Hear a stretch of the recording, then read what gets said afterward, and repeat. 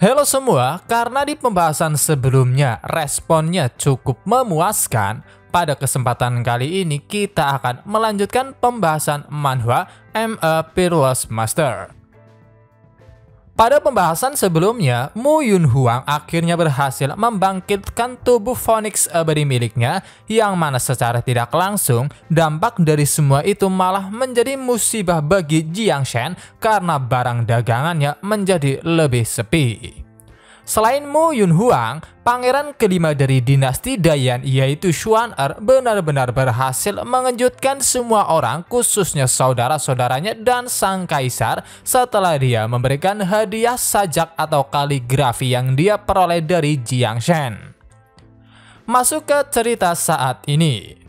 Dengan pesta ulang tahun sang kaisar yang tampaknya telah berakhir, Xuan Er yang menjadi sumber dari masalah tersebut segera dibawa pergi oleh ayahnya. Setelah sampai di ruangan terpisah, Ji Yuan Hao langsung bertanya dari mana Xuan Er mendapatkan kaligrafinya, sehingga setelah itu Xuan Er mulai menjelaskan secara detail tentang perjalanannya bertemu dengan Jiang Shen. Sekarang aku mengerti, itu berarti kaligrafi ini kau dapat dari pendekar pedang tersembunyi yang tiada taranya, ucap Ji Yuan Hao yang hanya bisa bertanya-tanya apakah mungkin Jiang Shen adalah monster tua dari tanah suci Yan Huang. Namun mengesampingkan itu semua, Ji Yuan Hao sangat yakin kalau Jiang Shen bukanlah sosok yang bisa dipandang remeh karena dia bisa mengukir niat pedang yang sangat luar biasa di atas kertas nasi biasa yang seumur hidup Ji Yuan Hao saja belum pernah melihatnya. Setelah itu, untuk sementara waktu mereka terus mengobrol membicarakan tentang kaligrafi tersebut. Ditanya apakah niat pedang di dalam kaligrafi benar-benar kuat, Ji Yuan Hao lantas menjelaskan bahwa itu sangatlah kuat karena seorang kaisar seperti dirinya bahkan hanya bisa memahami 2 atau 3 dari 10 niat pedang yang terkandung di dalamnya. Ji Yuan Hao sekali lagi mencoba membuka kaligrafinya. Setelah secara seksama membaca isi di dalamnya, dia akhirnya bisa memahami arti yang terkandung di dalamnya, yang mana dengan pemikiran konyolnya, kaligrafi tersebut dikatakan menceritakan tentang kisah 5.000 tahun yang lalu tentang dinasti Dayan yang berperang melawan klan Rock bersayap emas di alam siluman. Dengan hasil akhir, dinasti Dayan kalah dan harus menyerahkan tanah Wuzhou. Perlu kalian tahu, secara umum selain alam manusia ada juga alam siluman, alam Buddha, alam iblis, dan alam immortal yang transcendent. Namun kecuali alam immortal, 4 domain lainnya semuanya berbatasan satu sama lain. Sama idiotnya seperti ayahnya, Xuan Er percaya-percaya saja dengan semua omong kosong itu. Dan setelah menyimpulkan semua itu, pemikiran konyol Ji Yuan Hao menjadi sangat yakin kalau pertemuan antara putranya dengan Jiang Shen merupakan sesuatu yang telah diatur oleh Jiang Shen yang ingin memberikan kaligrafi tersebut pada dirinya. Karena bagaimanapun juga, dia sangat yakin di dalam kaligrafi terdapat sebuah pesan tersembunyi yang mana arti dari puisi satu pedang cahaya dingin 19 benua memiliki makna yang mengatakan bahwa dimulai dari dinasti Dayan, Jiang Shen akan menaklukkan 19 benua. Tapi kenapa ahli itu tidak langsung menyerahkannya kepadamu? Bukankah itu lebih mudah? Tanya Xuan Er. Menjawab pertanyaan itu, Ji Yuan Hao lantas menjelaskan bahwa tindakan seperti itu sangatlah umum bagi seorang ahli karena biasanya mereka hanya mengatakan setengah dari segalanya dan setengah lainnya semua tergantung pada pencerahan. Untungnya, Ji Yuan Hao sendiri bisa memahami setengah dari niat tersebut yang membuat dirinya akhirnya sadar. Selama bertahun-tahun dia terus dibayangi oleh keraguan, padahal dinasti Dayan sendiri memiliki keyakinan bahwa pedang adalah yang paling dihormati, sehingga seorang pendekar pedang harus memiliki momentum untuk bergerak maju dan tidak pernah melihat ke belakang. 5.000 tahun telah berlalu, sudah saatnya untuk mengakhiri penindasan klan iblis. Mulai hari ini, dinasti Dayan akan bersiap untuk melawan klan Rock bersayap emas, ucap Ji Yuanhao penuh dengan tekad yang pastinya keputusannya itu langsung diterima baik oleh Xuan-Er yang benar-benar akan menerima setiap keputusan ayahnya meskipun harus mengorbankan nyawa. Singkat cerita, setelah hari itu berita tentang dinasti Dayan yang memulai perang melawan klan Rock bersayap emas dengan cepat menyebar langsung ke seluruh dunia. Sementara itu di sisi lain, orang yang menjadi sumber pecahnya perang yaitu Jiang Shen masih saja menjalani kehidupan santainya tanpa tahu apa yang sebenarnya telah terjadi. Sebaliknya, sambil merawat Tusanmu, dia menjadi semakin heran terhadapnya karena meskipun wujudnya adalah seekor rubah, tetapi entah mengapa dengan lahap dia memakan sup buatannya yang terbuat dari sayur-sayuran.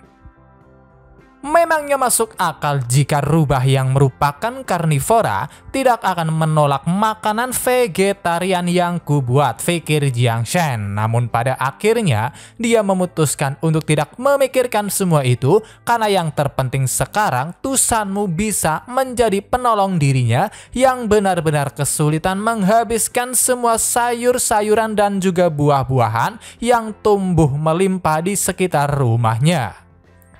Setelah itu untuk beberapa hari kemudian, Tusanmu benar-benar dimanjakan dengan semua masakan Jiang Shen. Bahkan dia yang awalnya ingin melarikan diri, kali ini dia benar-benar telah tersihir oleh setiap masakan tersebut yang membuatnya berpikir tinggal di tempat ini tidak buruk juga. Apalagi dia bisa makan dan minum sembari meningkatkan basis kultivasinya. Di sisi lain, entah mengapa Jiang Shen menunjukkan ekspresi yang tidak puas karena ternyata dia masih belum merasa kenyang yang membuatnya berpikir apakah mungkin karena dirinya makan terlalu banyak tumbuhan. Dengan pemikirannya itu, pada akhirnya dia memutuskan untuk pergi berburu agar bisa mendapatkan daging sehingga dia sepenuhnya menyerahkan penjagaan rumah pada Tusanmu yang sedikit menyesali kepergian Jiang Shen karena ternyata dia yang telah mencapai tingkat ke-10 dari alam supranatural hampir saja menerobos ke ranah inti emas hanya dengan satu langkah lagi yang seharusnya bisa didapatkan dengan mengonsumsi masakan Jiang Shen. Sedang memikirkan itu semua, tiba-tiba Tusanmu merasakan sebuah perasaan aneh pada ekornya yang entah mengapa mulai panas, dan ternyata semua itu karena semua ekornya mulai tumbuh kembali yang menandakan bahwa kekuatannya saat ini benar-benar telah pulih sepenuhnya. Meskipun senang dengan hal itu, tetapi ternyata semuanya tak berhenti di situ saja karena perasaan panas masih bisa dirasakan yang hanya bisa membuat Tusanmu bingung. Namun di detik berikutnya, kebingungannya itu segera terjawab setelah secara langsung dia menyaksikan ada satu ekor lagi yang tumbuh sehingga jumlah ekornya sekarang semuanya ada 7. Melihat ekor barunya tumbuh, keterkejutan Tusanmu benar-benar berada di puncak karena bagaimanapun juga legenda mengatakan bahwa pada dasarnya leluhur terkuat dari klan Rubah Tushan memiliki 9 ekor dengan kekuatan yang luar biasa dan meridian yang menakutkan sampai-sampai dia juga biasa disebut dengan julukan Rubah berekor 9 surgawi. Namun karena perang yang mengejutkan pada zaman kuno, klan Rubah Tushan mengalami pukulan besar. Bahkan sang leluhur konon katanya telah dikurung oleh kultivator yang menakutkan yang menyebabkan rubah berekor 9 surgawi tidak pernah ada lagi di Tushan. Dan yang lebih parahnya lagi, seolah-olah itu terikat erat, para keturunan klan Rubah Tushan tak pernah bisa membangkitkan ke-9 ekor mereka, bahkan sampai sekarang klan Rubah Tushan yang terkuat adalah Tusanmu yang bisa membangkitkan 6 ekor, bahkan mengalahkan ayahnya sang kaisar yang hanya memiliki 5 ekor. Dengan sejarah itu, bisa membangkitkan ekor ketujuh pastinya membuat perasaan Tusanmu tak karuan. Namun satu hal yang pasti, dia benar-benar dipenuhi dengan perasaan yang sangat bahagia dan pandangannya terhadap Jiang Shen menjadi semakin hormat. Dari awal tuan itu tampaknya tidak ingin menjadikanku sebagai hewan peliharaan. Sebaliknya dia ingin membantuku mewujudkan 9 ekorku. Sekarang aku mengerti, tampaknya aku telah salah paham pada tuan itu, jadi sudah kuputuskan setelah tuan kembali, aku harus berubah menjadi bentuk manusiaku dan berterima kasih padanya atas bantuannya yang sangat besar, pikir Tusanmu yang benar-benar melenceng jauh dari niat Jiang Shen sendiri. Meskipun Tusanmu sudah bertekad seperti itu, tiba-tiba dia merasa bahwa rencananya itu terdengar buruk, yang mana karena dia sangat percaya Jiang Shen adalah seorang master yang tak ingin orang lain mengetahui identitasnya. Sehingga jika dia benar-benar berubah menjadi manusia dan mengungkapkan rasa terima kasihnya, kemungkinan terburuknya dirinya akan diusir, dan yang jauh lebih buruk dari semua itu, dia tidak bisa merasakan makanan lezat buatan Jiang Shen lagi. Tampaknya aku harus terus berdiri di sisi Tuan sehingga aku bisa terus berkembang. Aku akan menjadi orang pertama yang memecahkan kutukan ini dan bermanifestasi menjadi rubah ekor 9 tambah Tusanmu yang memutuskan untuk tetap berada dalam wujud rubah. Beberapa hari pun telah berlalu. Setelah sekian lama disibukkan dengan upacara promosi, Mu Yunhuang akhirnya datang kembali untuk mengunjungi Jiang Shen. Dengan perasaan yang bisa dibilang cukup bersemangat, dia langsung berlari masuk tanpa sadar bahwa dirinya diikuti oleh kakaknya. Sudah kuduga ada suatu rahasia. Tidak mengherankan jika beberapa hari ini sikapnya seperti orang linglung, pikir Yu Huang melihat adiknya pergi. Tak berniat mengejar lebih jauh, Yu Huang hanya bisa bertanya-tanya apa yang sebenarnya dilakukan adiknya, karena jelas-jelas itu hanya sebuah rumah kayu kecil biasa. Setelah beberapa saat kemudian, akhirnya Mu Yunhuang keluar. Namun dia keluar seperti orang yang benar-benar terburu-buru, dan yang benar-benar membuat Yu Huang terkejut sampai melebarkan matanya karena ekspresi wajah Mu Yunhuang terlihat seperti orang yang sedang jatuh cinta dengan pipi yang merah merona. Bahkan meskipun melewati kakaknya, dia sama sekali tidak menyadarinya. Pemikiran Yu Huang langsung ngeblank entah kemana. Dia hanya bisa bertanya-tanya, apakah mungkin adiknya benar-benar telah jatuh cinta pada seorang manusia biasa. Yakin akan hal itu, sebagai seorang kakak, Yu Huang benar-benar menentangnya. Apalagi bisa dikatakan Mu Yunhuang yang baru saja membangkitkan fisik Phoenix abadi, baru saja melangkah ke jalur kultivasi yang sebenarnya, sehingga jika dia sampai tertahan oleh seorang manusia, maka semua kesempatannya itu sepenuhnya akan berakhir. Tidak, aku benar-benar tidak bisa membiarkan ini terjadi. Mari kita lihat manusia seperti apa yang telah berani menggoda adikku, pikir Yu Huang yang memutuskan untuk mengeceknya. Sama seperti pertama kali Mu Yunhuang datang, begitu menginjakkan kakinya di halaman rumah, Yu Huang tiba-tiba dikejutkan dengan kekuatan yang begitu luar biasa, yang pastinya hal itu hanya bisa membuatnya semakin bingung karena dia yang sudah berada di tahap 8 ranah Golden Core sama sekali tidak bisa bersaing. Makhluk supreme, pasti ada makhluk supreme yang tinggal di tempat ini, pikir Yu Huang dengan tubuhnya yang tak mau berhenti gemetar saat keringatnya juga mulai menetes. Sedang bingung dengan semua itu, dengan senyum ramah di wajahnya, Jiang Shen datang untuk menyambut, mengira bahwa Yu Huang adalah seorang pelanggan. Namun di sisi lain, Yu Huang sendiri malah menjadi semakin takut, yang membuat Jiang Shen hanya bisa bertanya-tanya apakah dirinya terlihat menakutkan. Tak langsung menjawab sapaan Jiang Shen, untuk sementara waktu Yu Huang masih saja diliputi dengan kecemasan. Seperti orang yang benar-benar panik dan linglung, dia sangat fokus memperhatikan area di sekitar yang menurutnya benar-benar di luar normal, di antaranya susunan di luar rumah dan dekorasi di dalam yang semuanya memiliki energi yang sangat kuat. Selain itu ada juga Tusanmu yang mana Yu Huang sendiri tahu bahwa seharusnya berasal dari klan rubah Tushan yang statusnya tidaklah rendah. Namun satu hal yang pasti, dia sangat yakin bahwa Jiang Shen adalah makhluk yang sangat kuat yang sedang menyamar menjadi orang biasa dengan tujuan untuk mencari kultivator yang sombong lalu mengubahnya menjadi budak. Sekali lagi Jiang Shen mencoba menyapa, bahkan dia sampai menawarkan segelas minuman. Melihat pihak lain yang menjadi lebih waspada, dengan tatapannya yang sedikit kesal, Jiang Shen lantas berkata bahwa minuman tersebut tidak ada racunnya.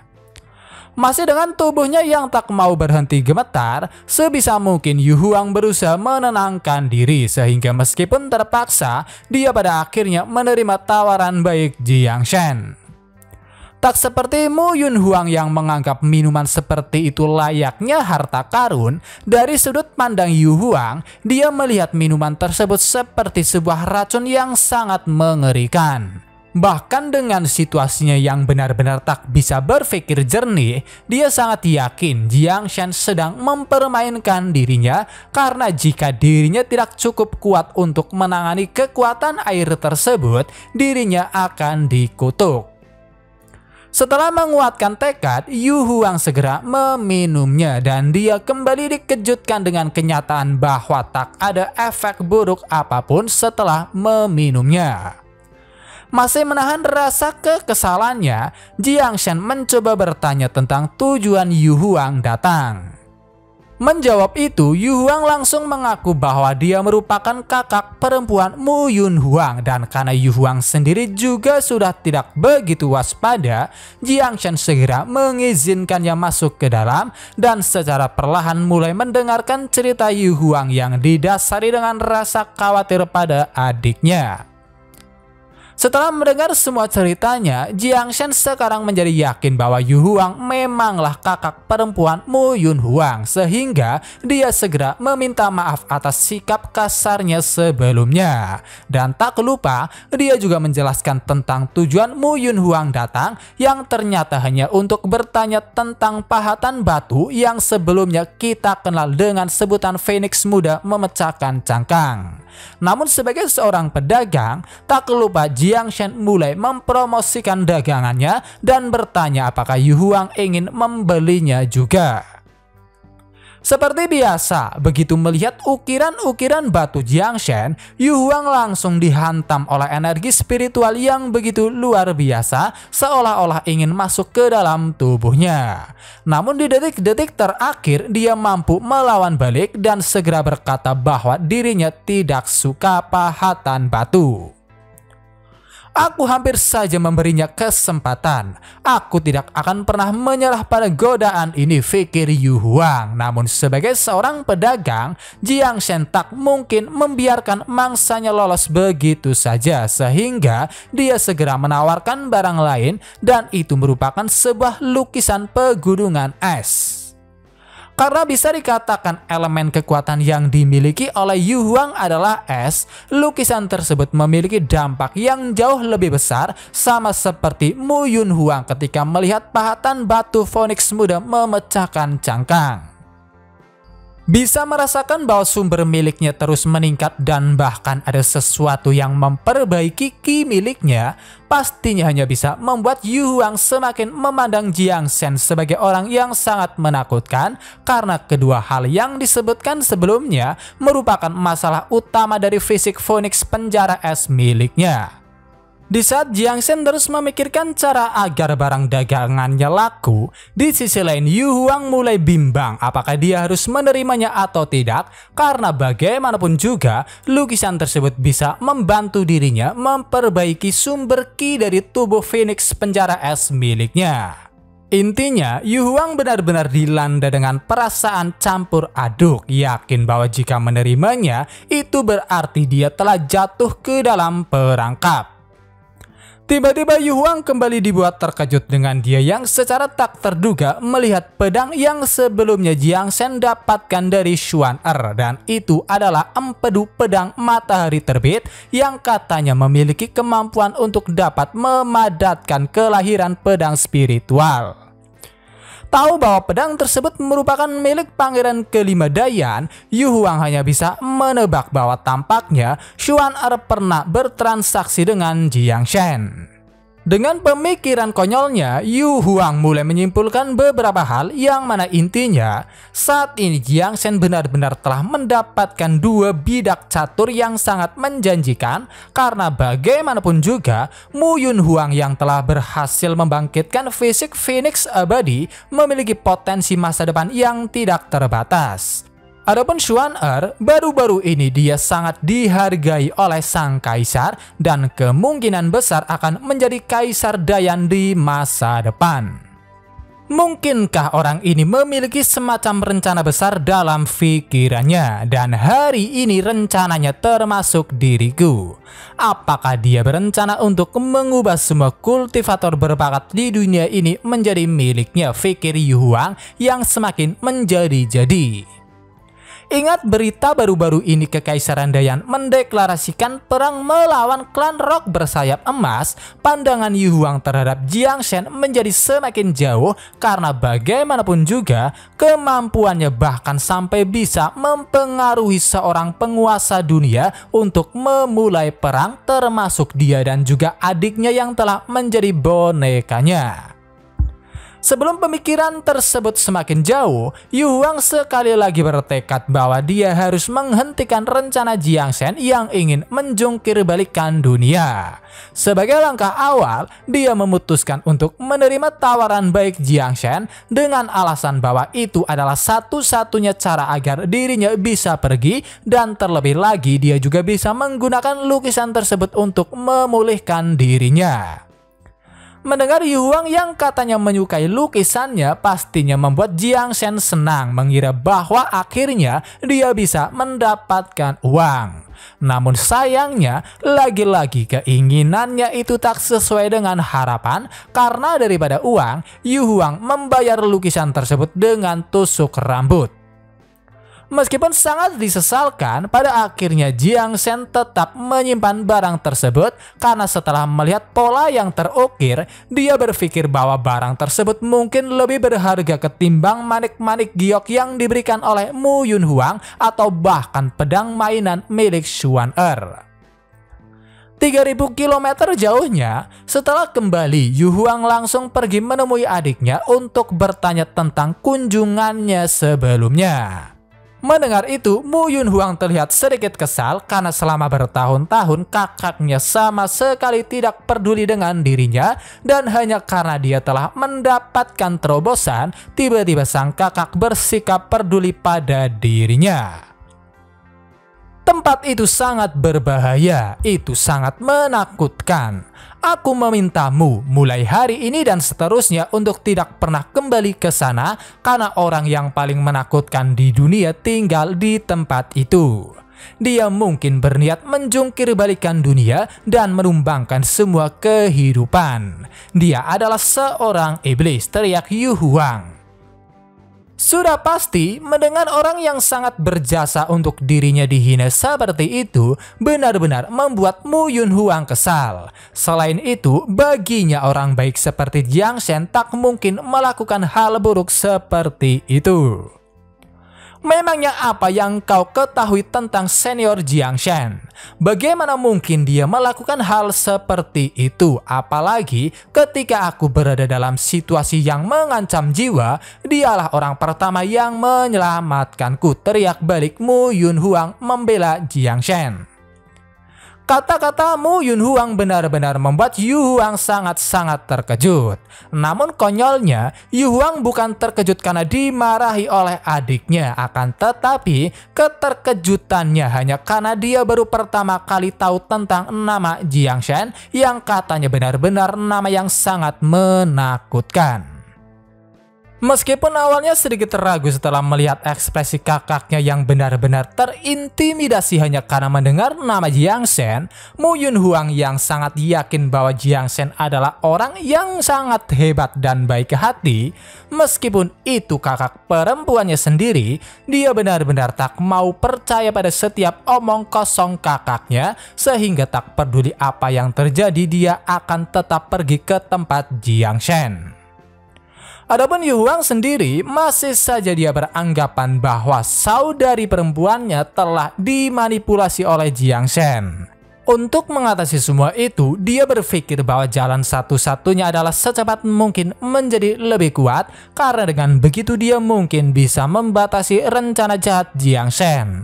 Apalagi jika situasinya menjadi semakin memburuk, ada kemungkinan dia mungkin harus berbalik melawan saudari perempuannya sendiri. Aku akan membiarkan dia melakukan apa yang dia inginkan untuk saat ini. Pada titik ini tak ada lagi yang bisa ku katakan. Satu-satunya hal yang bisa aku lakukan adalah melawan pria di belakang layar itu, ucap Yu Huang dalam pikirannya saat dia memutuskan untuk pergi meninggalkan Mu Yun Huang yang hanya bisa mengejek kakaknya. Namun satu hal yang pasti, dia berpikir jika harus memilih antara Jiang Shen atau kakaknya, dirinya memutuskan untuk lebih mempercayai Jiang Shen. Sementara itu di kediaman Jiang Shen, di luar rumah ada 3 orang lelaki mencurigakan yang ternyata mereka berasal dari klan Rubah Tushan yang datang untuk membawa kembali putri mereka, yaitu Tushan Mu. Terlihat jelas mereka bertiga benar-benar sangat marah mengira bahwa tuan putri mereka telah dipenjara oleh seorang manusia. Namun selain masalah itu, karena bisa dikatakan klan Rubah Tushan bermusuhan dengan klan Rock bersayap emas, sadar bahwa yang melukai Tushanmu sebelumnya adalah mereka, ketiganya semakin marah. Jejak yang ditinggalkan oleh Yang Mulia pada sang putri telah melemah, yang berarti klan Rock bersayap emas telah melukai tuan putri dengan serius. Jika tidak, bagaimana mungkin rumah kayu ini bisa menyandra putri kami? Dasar manusia sialan, pikir salah satu pria yang bertindak sebagai pemimpin. Sementara itu di dalam rumah, Jiang Shen yang sedang berlatih tiba-tiba bersin, yakin bahwa seseorang sedang membicarakan dirinya. Sedikit melirik ke arah Tushanmu yang sedang tertidur pulas, dia hanya bisa beranggapan bahwa tampaknya rubah tersebut masih memulihkan diri. Namun mengesampingkan itu semua, dia memutuskan untuk fokus pada dirinya sendiri dulu, sehingga dia kembali melanjutkan latihan pedangnya, yang mana ilmu pedangnya itu merupakan keterampilan lain yang juga diperoleh dalam permainan. Tak disangka, di luar 3 orang dari klan Rubah Tushan mulai menyerbu masuk. Dan di saat yang bersamaan juga, Jiang Shen mulai mengayunkan pedang kayunya, yang mana meskipun itu terlihat seperti latihan biasa, tetapi tanpa Jiang Shen sadari, dampak dari ayunannya itu melepaskan gelombang energi yang sangat mengerikan, yang membuat ketiganya langsung terpental ke belakang. Apakah terjadi sesuatu di luar, pikir Jiang Shen yang sedikit mendengar teriakan ketiganya sebelum akhirnya melanjutkan kembali latihannya. Setelah menerima serangan yang tak terduga, pastinya 3 orang tersebut hanya bisa terkejut, dan mereka juga sangat yakin kalau ada semacam monster tiada tara yang tinggal di dalam rumah. Pada akhirnya, mereka yang benar-benar tak mungkin mengambil sebuah tindakan karena kultivasi mereka juga terlalu lemah, memutuskan untuk kembali terlebih dahulu karena satu-satunya jalan keluarnya adalah melapor kepada tuan mereka, yaitu ayah Tushanmu. Sial, pelayanmu ini tampaknya tidak bisa menyelamatkanmu saat ini. Tapi kami pasti akan kembali untukmu, pikir sang pemimpin tanpa tahu bahwa tuan putri mereka sudah sangat nyaman tinggal di kediaman Jiang Shen. Berpindah ke tanah suci Yuhua. Setelah berjuang cukup keras dalam kultivasinya, akhirnya Yu Huang mampu mencapai tahap ke-9 dari ranah Golden Core. Namun sayangnya, kemajuannya itu bisa dikatakan cukup lambat dan bahkan saat ini dia benar-benar kesulitan untuk melangkah lebih jauh. Dengan tekad bahwa jika dirinya lemah maka dirinya juga tidak mungkin bisa melindungi adiknya dari ancaman Jiangshan, sekali lagi Yu Huang mulai berkultivasi dan kali ini dia akhirnya memutuskan untuk menggunakan kekuatan dari lukisan yang dia dapatkan sebelumnya yang pastinya memiliki energi yang sangat luar biasa. Karena kakak dan adik sama-sama bersaing untuk menjadi yang terkuat, latihan kultivasi mereka yang memancarkan kekuatan besar benar-benar membuat setiap orang yang ada di sekte Yu Huang menjadi sedikit cemas karena akhir-akhir ini keduanya semakin ekstrim dalam berkultivasi tanpa tahu bahwa keduanya sedang tidak akur. Namun satu hal yang pasti, mereka sangat yakin jika semua itu terus berlanjut, Mu Yun Huang dan Yu Huang akan meningkatkan status Tanah Suci Yuhua. Sementara itu di Istana Suci Yuhua dapat terlihat Holy Master dari Tanah Suci Yuhua yang ternyata bernama Yu Senji telah mengumpulkan semua orang, khususnya para murid Tanah Suci Yuhua, kecuali Mu Yun Huang dan Yu Huang. Adapun alasannya, mereka sedang mendiskusikan sesuatu dan itu berhubungan dengan sebuah kontrak yang telah disepakati oleh leluhur mereka di masa lalu. Untuk permasalahannya sendiri, intinya dari apa yang diceritakan oleh Yu Senji, leluhur Tanah Suci Yuhua adalah yang terkuat dan karena 80% kemuliaan Tanah Suci berkaitan dengan sang leluhur sendiri bisa dikatakan merupakan orang nomor 1 di Tanah Suci yang setiap keputusannya tidak boleh ditentang. Berbicara tentang leluhur Tanah Suci Yuhua, dia dikenal sebagai seorang yang sangat berbakat dan terampil. Bersama dengan leluhur Tanah Suci Xingyun, keduanya disebut bintang kembar umat manusia. Entah mengapa leluhur Tanah Suci Xingyun membuat janji untuk bertarung dengan leluhur Tanah Suci Yuhua dan perjanjian itu telah berumur ribuan tahun dan tak bisa dihindari juga. Sehubungan dengan itu, Yu Senji mengingatkan semua orang untuk menghentikan pertarungannya jika situasinya menjadi kritis. Lagi pula, Tanah Suci Xingyun hanya memiliki 2 leluhur yang berada di ranah immortal, sehingga jika salah satu dari mereka mati, akan mengakibatkan dampak yang jauh lebih besar, khususnya dari Tanah Suci Yuhua yang hanya memiliki 1 leluhur. Adapun alasan utama mengapa Yu Senji bertindak sejauh itu karena semua itu berhubungan dengan Mu Yun Huang dan Yu Huang yang telah digadang-gadang sebagai 2 orang jenius dengan fisik tertinggi. Yu Senji yang sangat yakin kemunculan keduanya merupakan tanda dari sebuah kemakmuran, sehingga sebisa mungkin dia berusaha mencegah hal-hal yang bisa mengganggu perkembangan keduanya, di antaranya pertarungan antar leluhur Tanah Suci Yuhua dan Xingyun. Kita kembali lagi ke Jiangshan. Sama seperti biasa, kesehariannya disibukkan dengan aktivitas-aktivitas harian seperti berkebun sambil ditemani oleh Tusanmu yang mau tak mau membuat Jiangshan sendiri hanya bisa bertanya-tanya. Apakah mungkin Tusanmu telah menganggap dirinya sebagai masternya karena dari hari ke hari kepribadiannya semakin ceria dan yang terpenting bulunya juga menjadi semakin lembut. Setelah kembali, Jiangshan langsung menyiapkan sarapan yang mana itu juga langsung dihabiskan oleh Tusanmu sampai piringnya dijilati sampai bersih.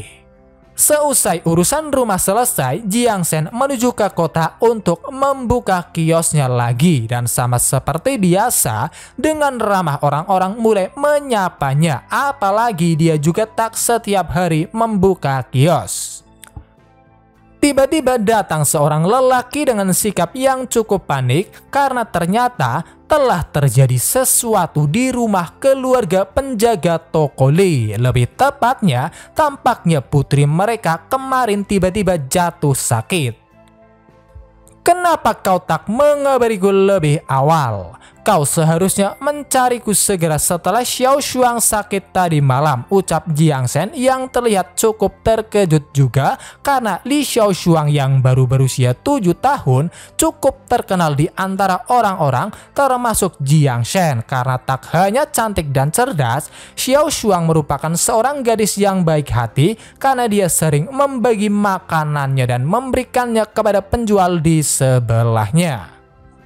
Setelah dijelaskan bahwa meskipun telah dicek oleh dokter justru penyakitnya menjadi semakin parah, tanpa berbasa-basi lagi Jiang Shen segera pergi untuk mengobatinya. Secara tak terduga, obrolan mereka didengar oleh dua orang asing, seorang gadis cantik yang ditemani oleh seorang pria yang kemungkinan adalah pamannya. Untuk namanya sendiri, untuk sang gadis Su Ling-er dan si paman Yinglan. Karena ternyata Ling-er sendiri juga memiliki sebuah penyakit, dia yang penasaran lantas mengajak pamannya untuk melihatnya juga meskipun alasan utama karena didorong oleh rasa penasaran terhadap tindakan Jiang Shen yang katanya tak mungkin bisa berbuat banyak karena dia hanyalah manusia biasa. Penyakit Xiao Shuang sangatlah aneh. Denyut nadinya, nafasnya, serta suhunya semuanya normal. Tetapi dilihat dari kondisinya, dia pasti terlihat tidak sehat. Ini adalah penyakit yang belum pernah aku lihat sebelumnya, ucap Jiang Shen setelah dia memeriksa kondisi Xiao Shuang.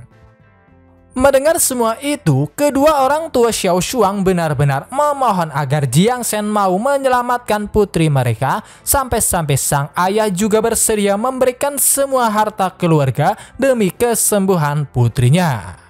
Merasa bahwa tindakan yang mereka lakukan terlalu berlebihan, Jiang Shen segera menenangkannya dan dia juga akan melakukan yang terbaik untuk mengobati Xiao Shuang.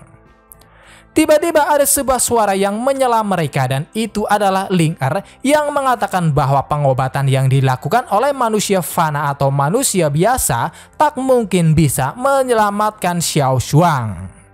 Mengatakan bahwa putrinya tak mungkin bisa selamat hanya bisa membuat sang ibu kesal, tetapi untungnya dia langsung ditenangkan oleh sang ayah. Adapun Ling-er, dia terlihat sama sekali tidak peduli dan terus mengatakan semua omong kosongnya yang mana intinya metode pengobatan manusia fana yaitu Jiang Shen tak mungkin bisa menyelamatkan Xiao Shuang.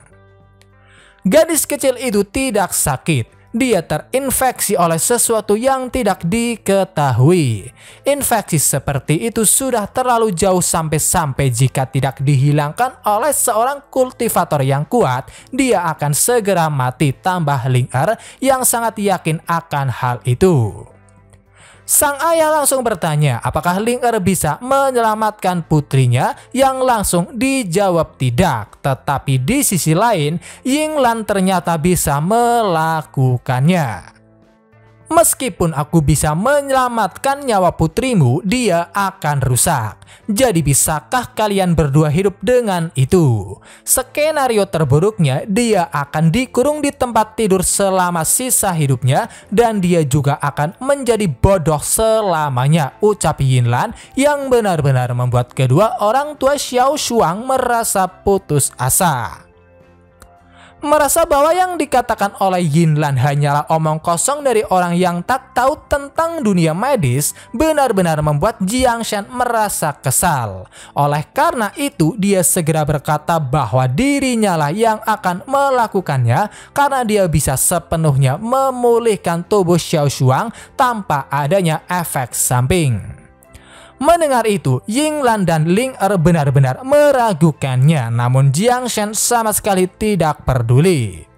Singkat cerita, setelah kedua orang tua Xiao Shuang mempercayakan pengobatan putrinya pada Jiang Shen segera memulai proses pengobatannya tanpa memperdulikan Ling-er dan Yinglan yang masih saja mengoceh dan memandang rendah dirinya. Untuk metode pengobatannya sendiri, Jiang Shen menggunakan metode akupuntur. Dengan penuh konsentrasi, dia akhirnya memulainya. Meskipun awalnya keduanya benar-benar meremehkan Jiang Shen, begitu mereka melihat proses pengobatannya secara langsung, keduanya hanya bisa terkejut karena tanpa menggunakan kekuatan yang umum dimiliki oleh seorang kultivator, Jiang Shen mampu mengeluarkan infeksi tak dikenal yang telah masuk jauh ke dalam sumsum tulang Xiao Shuang. Setelah prosesnya yang cukup memakan waktu, akhirnya Jiang Shen telah selesai menancapkan semua jarum di tubuh Xiao Shuang. Dan tak butuh lama, dari arah mulut Xiao Shuang keluar sebuah asap hitam yang menandakan bahwa penyakitnya sudah keluar.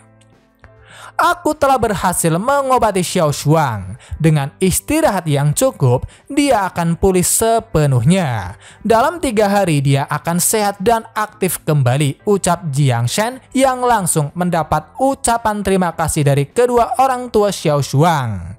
Namun entah mengapa, ketika dia melirik ke arah lain, Ling Er dan juga Yinglan sudah pergi entah kemana. Karena pengobatannya telah selesai, Jiang Shen segera pergi yang pastinya mendapat banyak pujian dari orang-orang. Dan yang terpenting, setelah penyakit serius Xiao Shuang berhasil diobati dengan lancar, kota telah kembali ke keadaan semula yang menyenangkan dan damai. Ketika sedang berjalan pulang, entah mengapa di tengah jalan Jiang Shen sudah ditunggu oleh Yinglan dan Ling Er yang kali ini tatapan mereka benar-benar penuh dengan rasa kagum. Tak ingin terlibat dengan keduanya, Jiang Shen berusaha mengabaikannya, tetapi keduanya langsung memanggil bahkan dengan sebutan master. Apakah mereka berdua sengaja menungguku di sini, pikir Jiang Shen. Namun begitu dia melihat ke arah Ling Er, dia tahu bahwa Ling Er sedang sakit, sehingga setelah mereka memperkenalkan diri, dia langsung bertanya, "Apakah kau datang menemuiku untuk berobat juga?" Untuk Shu Ling Er sendiri, identitasnya yang sebenarnya ternyata adalah Saint dari klan Shu atau klan Void. Dia yang terlahir dari keluarga yang mulia memiliki kemungkinan tak terbatas dan masa depan yang cerah.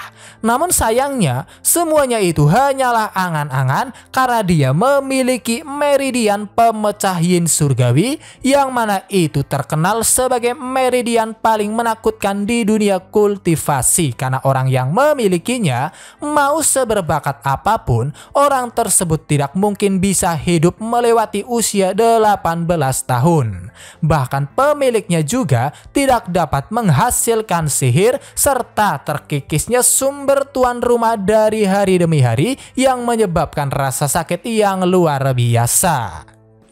Adapun Ling Er sendiri, dia telah menderita rasa sakit tersebut sejak dia masih kecil, sehingga Yinglan mencoba bertanya apakah mereka benar-benar akan mempercayai Jiang Shen karena bagaimanapun juga mereka baru pertama kali bertemu. Meskipun sedikit ragu, pada akhirnya Ling Er mau menerima tawarannya karena dia juga sudah tidak mempunyai banyak waktu lagi. "Kalau begitu, ikut aku kembali ke tempatku," ucap Jiang Shen. Sudah pasti begitu sampai, mereka berdua hanya bisa terkejut melihat betapa menakjubkannya kediaman Jiang Shen yang dianggap hanya manusia biasa. Namun satu hal yang pasti, pada akhirnya mereka hanya bisa menebak-nebak apakah mungkin identitas sebenarnya Jiang Shen adalah seorang master tua dengan kekuatan yang sangat besar yang setidaknya berada di ranah immortal. Apa yang harus kita lakukan selanjutnya? Apakah dia akan menyerang kita? Ucap keduanya. Sedang bingung dengan semua itu, mereka kembali dibuat terkejut setelah melihat Jiang Shen dengan santainya memberi makan Tusanmu yang jelas-jelas mereka berdua tahu bahwa Tusanmu berasal dari klan Rubah Tusan. Ditambah, Yinglan sendiri pernah mendengar 2 hari yang lalu ada sebuah kabar yang mengatakan bahwa putri dari klan Tusan telah hilang. Apakah dia dipenjara oleh orang ini? Mungkin anggap saja kita tidak pernah melihat apa-apa, pikir Yinglan yang meskipun awalnya berpikir negatif, pada akhirnya dia menyangkal semua itu setelah melihat Tusanmu yang terlihat sangat santai. Oke semua, mungkin cukup sampai di sini dulu video pembahasan kali ini. Terima kasih buat kalian yang sudah menonton dan sampai jumpa lagi di video berikutnya.